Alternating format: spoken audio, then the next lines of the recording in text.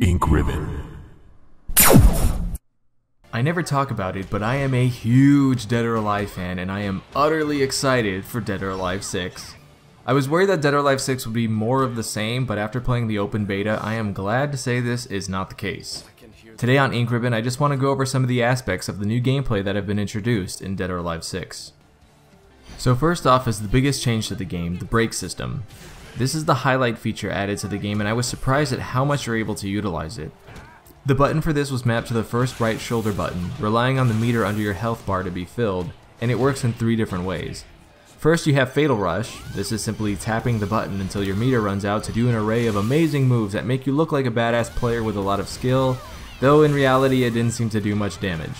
I'd say this is probably best used for emergency finishers when your opponent is at low health. This really came in handy a few times, and I found it's really hard to block when it's being used against you. The next way to use it is Break Hold, which uses up some of your meter in exchange for the ability to counter any move regardless of what it is. I can imagine this will be useful once I'm more familiar with it, but I wasn't really able to do it more than a few times. It also doesn't work while you are stunned or being juggled, so I think this is used as sort of an emergency counter when you're close to being KO'd. And lastly, we have the Break Blow.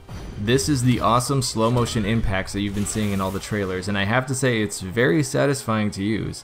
I'm not 100%, but it seems like this replaced power blows from Dead or Alive 5, which is not a bad thing. Now, instead of holding P and K, you just have to use one button, and on top of that you simply hold it to execute the move, so no more needing to remember which direction button is needed for each character.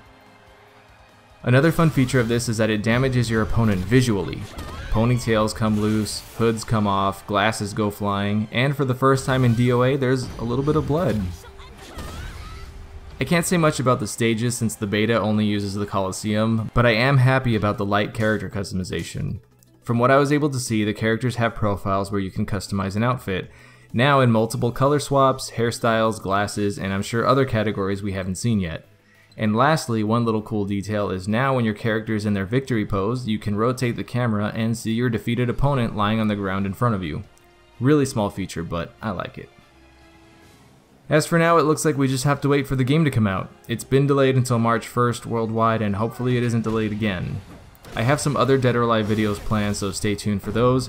If you like this video, feel free to hit that subscribe button and check out the community tab where you can vote on future videos. I'm Kai Morgan, and as always, thanks for watching Ink Ribbon.